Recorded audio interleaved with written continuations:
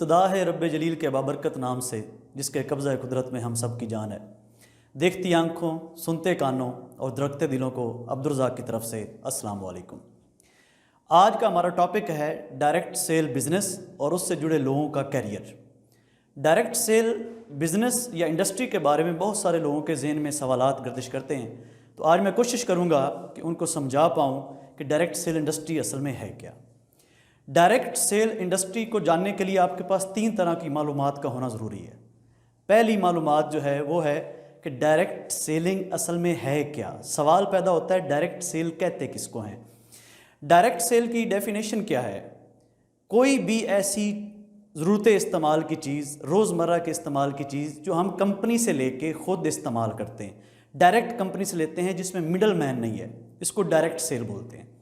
آپ ڈائریکٹ جا کے پرچیز کرتے ہیں یا ڈائریکٹ کمپنی آپ تک پہنچاتی ہے، عام انسان تک، یہ ڈائریکٹ سیلنگ میں آتا ہے۔ اس سے پہلے آپ کو پتہ ہونا چاہیے کہ آپ عام مارکیٹ کے اندر پہلے بھی جو چیزیں خرید رہے ہیں یا ضرورت استعمال کی چیزیں لے رہے ہیں، وہ آپ انڈائریکٹلی لے رہے ہیں، وہ آپ کبھی بھی کسی ادارے کسی کمپنی سے جا کے ڈائریکٹ خریدتے نہیں ہیں۔ اس وجہ سے جو فائدہ آپ کو ہونا چاہیے وہ مڈل مین کما جاتا ہے، وہ درمیان والا جو دوست ہے، وہ جو آپ تک پہنچانے والا بندہ ہے، وہ کما جاتا ہے۔ تو ڈائریکٹ سیلنگ کے اندر پہلی چیز ڈائریکٹ سیلنگ ہے کیا، یہ آپ سمجھ گئے ہوں گے۔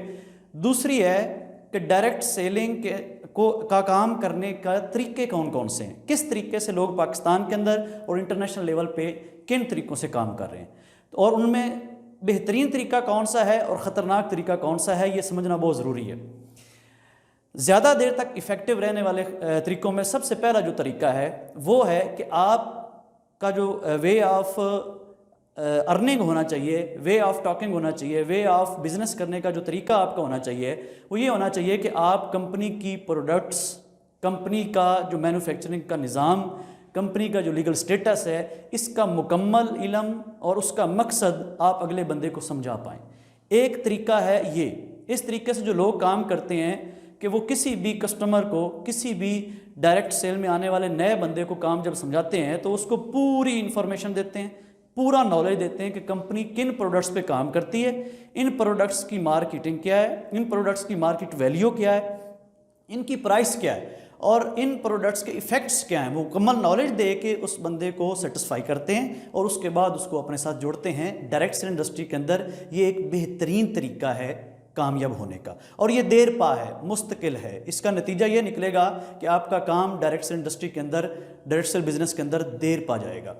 دوسرا طریقہ کار ہے جس کو میں خطرناک طریقہ بولتا ہوں، وہ ہے موٹیویٹ کر کے، اگلے لوگوں کو بڑے بڑے خواب دکھا کے، ان کو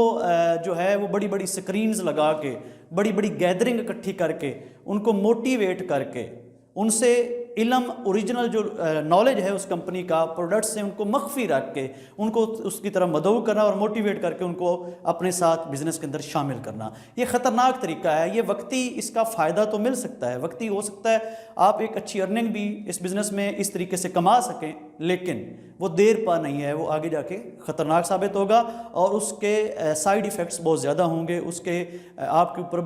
جو ہے وہ بلیمز بہت زیادہ ہوں گے اور لوگ آپ سے دور ہوتے جائیں گے، آپ کے ریلیشن ختم ہوں گے۔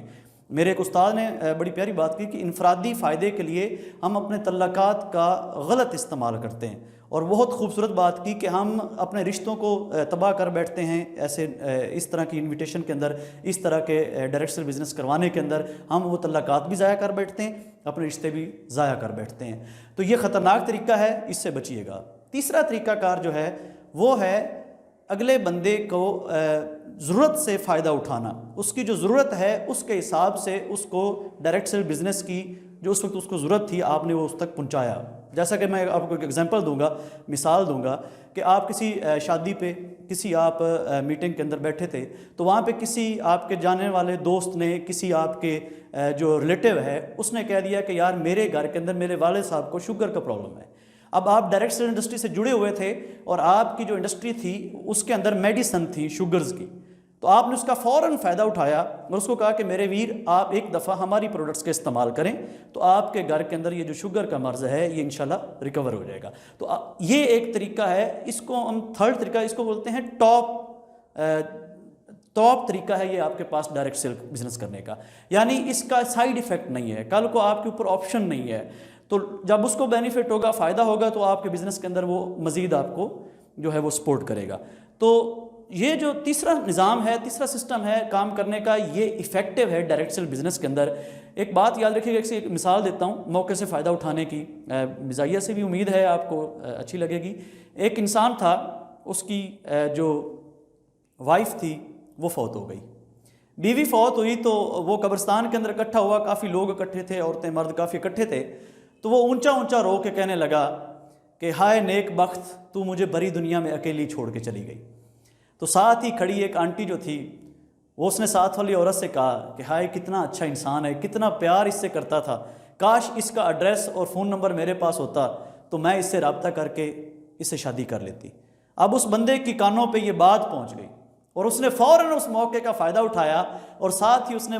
بلند آواز کر کے اپنی بات کو دوبارہ دہرایا کہ ہائے نیک بختے، کیوں مجھے سیٹلائٹ ٹاؤن کی گلی نمبر 3 مکان نمبر 11 میں اکیلا چھوڑ گئی۔ مطلب اس نے اپنی بات بھی پہنچا دی، اور جو وہ دکھ تھا، وہ جو تکلیف تھی، وہ بھی ٹائم جو ہے وہ گزر گیا۔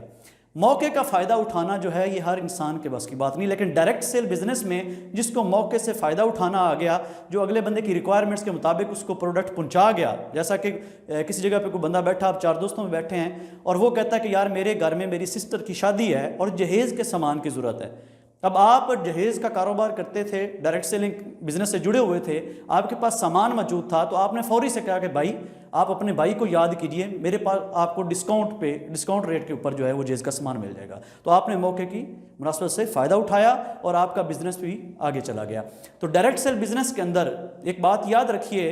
کہ کبھی بھی کسی کو آپ صرف موٹیویشن دے کے اگر اپنے ساتھ جوڑیں گے تو وہ تعلق آپ کا عارضی ہے، آپ اس سے کبھی بھی ہاتھ دھو سکتے ہیں، اور وہی اسی طرح کے جو بندے ہیں وہ زیادہ ٹکتے بھی نہیں ہیں، وہ موٹیویٹ ہو کے جوائن تو ہو گئے، لیکن جب ان کو حقیقت کا پتہ چلا کہ کام کیے بغیر، محنت کیے بغیر ہم ڈائریکٹ سیل انڈسٹری کے اندر کامیاب نہیں ہو سکتے، تو وہ ایک وقت آئے گا کہ جب آپ کو لیفٹ کر جائیں گے، چھوڑ جائیں گے۔ اور اسی وجہ سے ڈائریکٹ سیل انڈسٹری بدنام بھی ہے، کیونکہ لوگوں کو موٹیویٹ کر کے جوائن تو کروا لیا جاتا ہے، اپنے ساتھ جوڑ تو لیا جاتا ہے، لیکن ان کو نالج جو چاہیے تھا، علم چاہیے تھا کہ اس کام کے اندر پیسہ کیسے کمانا ہے، ارننگ کیسے کمانی ہے، وہ ہم اس کو نہ دے سکے اور وہ آپ سے متنفر ہو گیا۔ تو جب بھی کسی کو جوائن کروائیں، اس کو 2 پروسیس کے آپ ساتھ جوائن کروائیں۔ سب سے پہلے تو آپ اس کو مکمل نالج دیں، علم دیں، اس کے بعد اس کو اپنا بیہیو، ایٹیٹیوڈ جو ہے آپ کا رویہ، وہ اس کے ساتھ اچھا ہونا چاہیے تاکہ وہ اس سے آپ سے متنفر نہ ہو اور آپ کے رویے سے ڈر کے وہ آپ کو کبھی چھوڑ کے نہ جائے۔ دوسری وجہ جو ہے طریقہ کار وہ ہے کہ آپ اس کی ضرورت چیک کریں کہ اس کی ضرورت کیا ہے۔ ایک بندہ کہتا ہے میرے گھر میں فرنیچر کی ضرورت ہے اور میں اس کو جناب میڈیسن دے رہا ہوں، تو یہ کبھی بھی نہیں ہوگا کہ آپ ڈائریکٹ سیل انڈسٹری کے اندر کامیاب ہو جائیں۔ تو امید کرتا ہوں آپ کے اوپر یہ ویڈیو بڑی افیکٹ ہوگی۔ دعا میں یاد رکھیے گا۔ پاکستان پائندہ باد۔